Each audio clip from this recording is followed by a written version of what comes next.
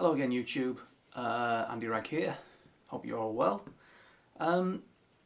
Bit of bad news, so far I've been unable to complete the filming of stage 2 of the Sheffield Country Walk. So what I'm going to do is, because I can't guarantee when I'm going to be in a position to finish filming the whole route, I'm going to publish what I've got so far, insofar as the set-off point, which is Upper Burbage, and the lunchtime stop, which would have been the cricketers at Totley. So apologies for not being able to bring you the full section that I did on Wednesday the 1st of June, but I've just not had the time, and the weather in the last couple of weeks has not been great at all. Lots of rain, thunderstorms. In fact, it's raining again now. So thanks for watching and enjoy. Well, good morning again. I'm now at Upper Burbage, and it's blowing a fair old bit. The cloud is down, so we're above the cloud base here. Isn't raining, which is good, but there's 3 cars in this car park, which is normally full on a holiday week. So I'm not going to see many people on this walk, or this part of the walk, but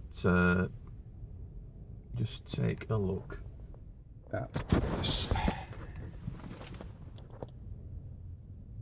I don't know whether you can hear the wind blowing around the car, but it's certainly blowing the heather around. So I was right about putting the jumper on, and I might even be right about putting the waterproof on. That remains to be seen. Obviously the waterproof will help keep the wind at bay. Probably be a lot more sheltered once we drop down into Burbage, into the valley itself. But the leg from Foxhouse to over to Totley, that's going to be a bit bare-arsed, so it's going to be like this. Temperature according to the car is 9 outside, so with this breeze blowing, that's going to knock a fair few degrees off that. Maybe put the temperature down maybe around 4, which isn't really good for the first day of June.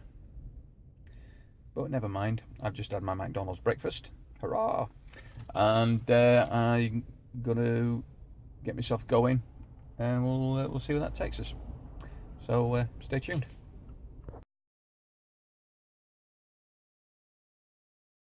Well, this is the start of the walk. I don't know if you can hear me. The wind is blowing massively. Just setting off from Upper Burbage. There's a few folks around now. Now I'm at the car. A few more cars turned up in the car park.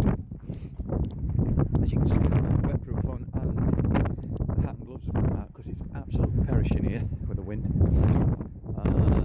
Probably be a bit more sheltered once we get down into the valley, and I can take off the warm stuff. But yeah, off we go. In fact, that just reminds me, I need to set the trip computer, so I'll be right back.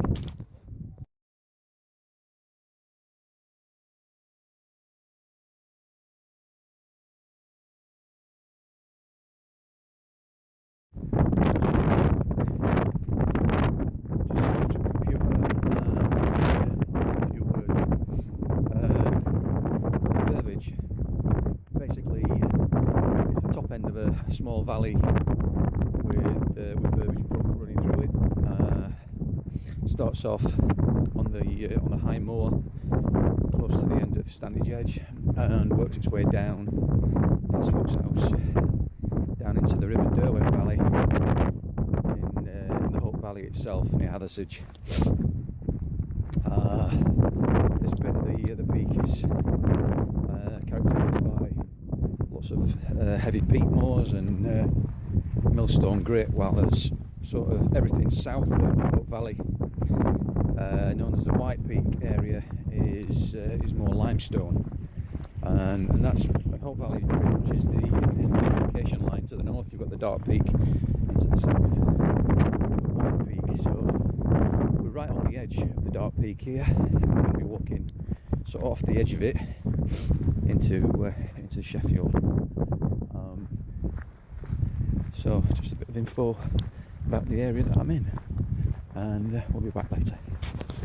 Okay, so come about half a mile now, and to my right there's what's left of the old plantation in the valley. Little story about that plantation. When I was a young and daft late teenager, I just joined the TA, probably been in about 18 months.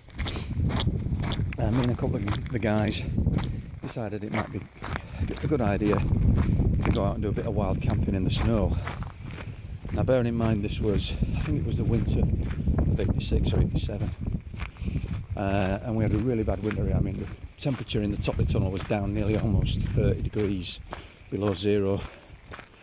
Anyway, we set off from Foxhouse, and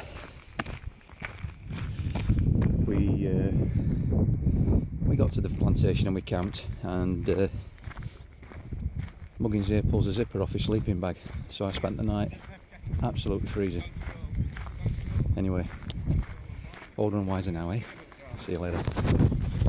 So that's looking down into the valley. You can just see the remains of the old plantation through the mist, and that's where I spent one of the coolest nights I've ever spent, huddled up in an old down army sleeping bag with no zip up the front and a full survival blanket. Absolutely gibbering cold. Couldn't wait to get moving again in the morning. But it's all character building stuff. Okay, looking down the valley some more. Mist clearing. We get a bit lower down the valley. See how the path winds its way down the edge of the valley. That path coming up there, that's the track that goes to the plantation. That's the plantation itself. You can see the big gap there where it's been cleared, forested. Yeah, we were in there somewhere. 4 or 5 of us, can't remember exactly how many it was. Yeah, all of us in our TA gear, 58 pattern webbing and large packs, foam mat sleeping bags and poncho bivvies. How fucking crazy were we? Oops, sorry, I have to bleep that out. But yeah, this is a lovely little walk. You can actually do it in reverse, park at Foxhouse, walk up to Burbage or Upper Burbage, and then walk back, have a beer or a soft drink if you're driving, obviously, and then go home. Normally it's quite a nice day out, but obviously we've got a bit of a weather front over us at the minute, and the weather is not nice. Certainly not nice for the beginning of June, but you can see how, looking down the valley there, how Burbage Brook cuts its way into the landscape and drops down into Hope Valley and there in the distance. Anyway, catch you later.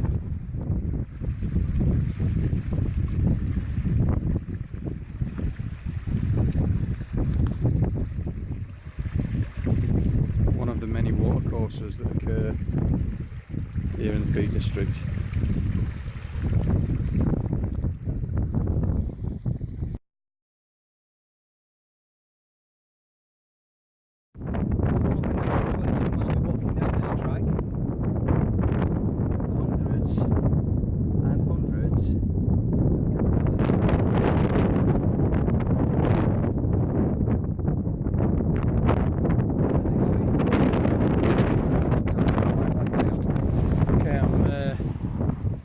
Down by the road now, you can see that.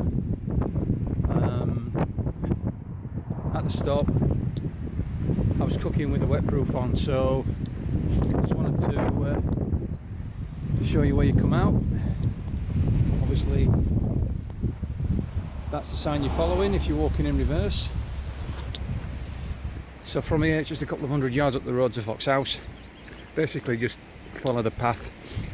It's not a proper made path, it's just a track up the side of the road, and you come out the back of the pub and we'll see you in the car park. Right, here we are at Fox House.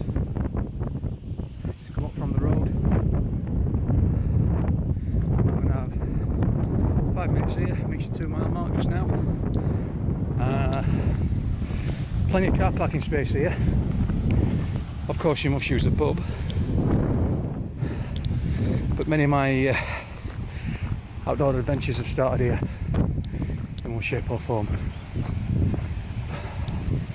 So it's time for a brew and maybe even a bit of something to eat, because that 2 miles I've done in 39 minutes, call it 40. Let's start the camera for a couple of 100 yards. Okay, be right back. Okay, I managed to get in the bus stop, which is a bit of a result. There's nobody here. So as soon as the wind is coming from directly behind, this is a great little shelter. Completely out of the wind, and taking this opportunity to have a bit of a vent stop, because I've got quite sweaty coming up from the valley. It's only a couple of 100 yards, but you're still climbing, and with any kind of weight on your back, you're going to sweat if you're walking at a reasonable pace.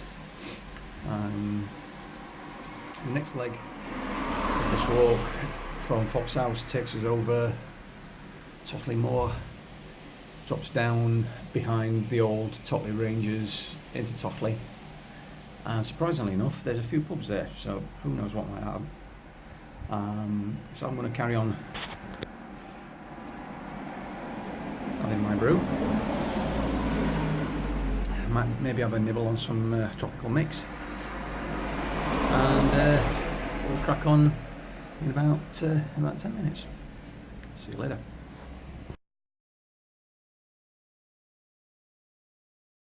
No market here. Going into the map. You know, the marker's on the other side of the post, so it's on the right. So we've crossed the triangle. You know what I mean? You can see the map. Basically, a triangle of land surrounded by 3 roads. You've got the road coming from Upper Burbage to Fox House on one side, and the road from Sheffield and the Worlow area on the other one, and this road here to my back just across the corner of Fox House. So the next stretch of the route is from here over Totley Moor, and basically we'll be going over the line. It goes out of Sheffield, it goes down Oak Valley, goes through Totley Tunnel, and you'll see some landmarks that they point out indicate the line of the tunnel as we pass. That, my friends, Sheffield. Probably door by the looks of it. That's the general direction we're heading, over there. This path takes us to the dog leg. This bit of the walk's quite well defined. However, when you've got the wall there for reference, the last section across the triangle is quite indistinct. The first bit, you follow the line of wall just from the road, and the path kicks off to the right as you cross the hill, and then comes back to the left towards the gate. Being the wall, it's fairly indistinct. Without any visual cues, it's not you're going to lose that reference. So that's just one thing to bear in mind. You may end up walking on a bearing, so make sure your map skills and compass skills are up to scratch. Anyway, enough of the lesson.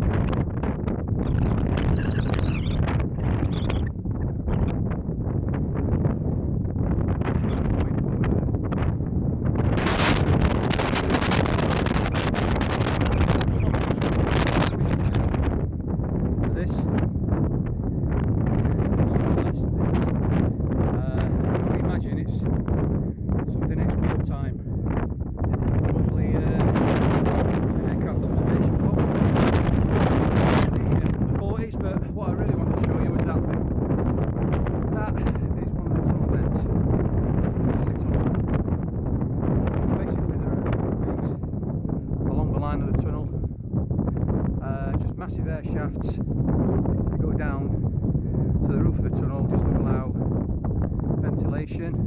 Obviously in the old days things would be steam, coal and steam powered, so there'd be lots of smoke that would need venting, and that's the way they did it. So right under us now is the railway, and you can see over in the distance that's the road out of Upper Burbage. Goes over towards, well, it eventually hooks around to Fox House. Just there where that house is on the horizon, there's a junction there with a road that takes you down to Grindleford. That's also where the other end of the train road is. So I'm going to head back now onto the route, head off in that direction, which is the major dog leg in the route across the moor. And see you later.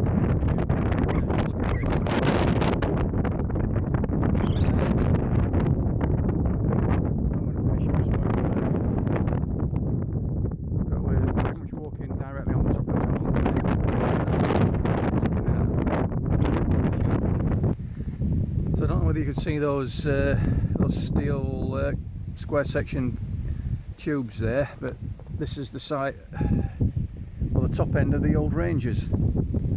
A long time ago, all that land there was a danger area, and I've been here before with a radio and a flag, but I don't think the range is used anymore, certainly not for full bore stuff.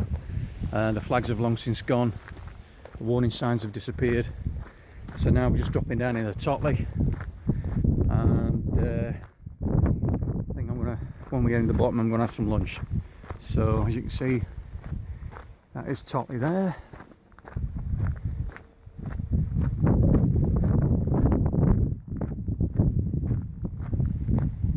I've clear some space on my phone, delete some old photographs, and well, as we come around this corner you can see how the valley winds its way down into Sheffield.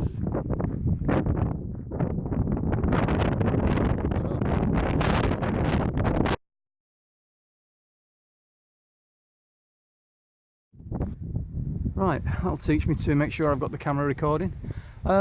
Yeah, so while I was coming down the track up there, just after the last video, I came across a little gate and with a path leading off from it, and I looked at the map and sure there was no marker there, but the actual Sheffield Country Way route does come down here. And if you look up there, there's a stile with a red bucket top, I think is what it is, nailed to the post there. There's a way marker there as well. So here we are, down through the buttercups, and see if I can get over this stile without killing myself. And there we have it, the marker.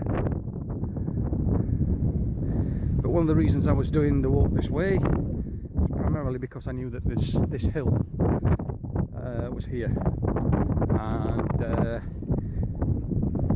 I'm going to finish at pretty much a lower altitude than when I started. I think the altitude where I started was about 1,300 feet, not 1,000 feet as I originally said, according to the trip computer anyway. And there's no point making it hard for yourself. I mean, I know I've got some hills to climb when I get over there, when I get out of the valley, but yeah, but this is definitely the biggest hill of the route so far. And yeah, there we have one of the tunnel vents. So yeah, it's a nice enjoyable walk. I'm probably going to stop when we get into the bottom, so if I can find somewhere suitable to sit down, have my sandwich, and see if I can get a pint from somewhere. That'd be nice. Anyway, speak to you soon.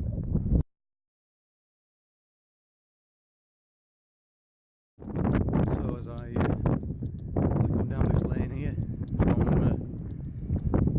from the old Totley Ranges, it strikes me I haven't been up this way in probably the best part of 20 years. Doesn't seem that long ago, to be honest. happens when you're having fun, eh? Anyway, I'm reliably informed that down here there's a pub called the Cricketers. I've just seen two guys working a fence in a field up there, and they have a good pint, so it would be rather rude for me not to partake.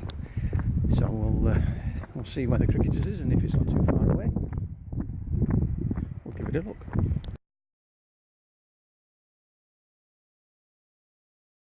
Okay, I'm at the bottom of Moss Road, and the map would indicate that the route was straight through Monnybrook Cattery. But I can't imagine that. There's no signs. It looks very private to me, so I've got two choices. I either go one way or the other.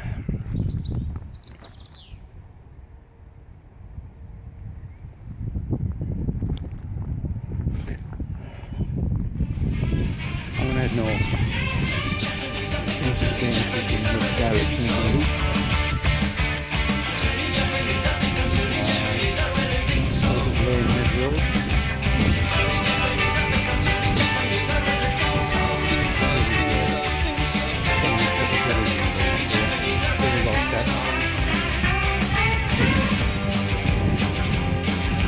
We have it. This is the route. And across there. Would you look at that? That looks like a cricket pitch, and that would appear to be a public house. Probably the Cricketers. Looks like we're going across there, folks. You've got to admire the planning that went into this route. Look at that, eh? Benches for weary travellers and refreshment, no less. Time to imbibe.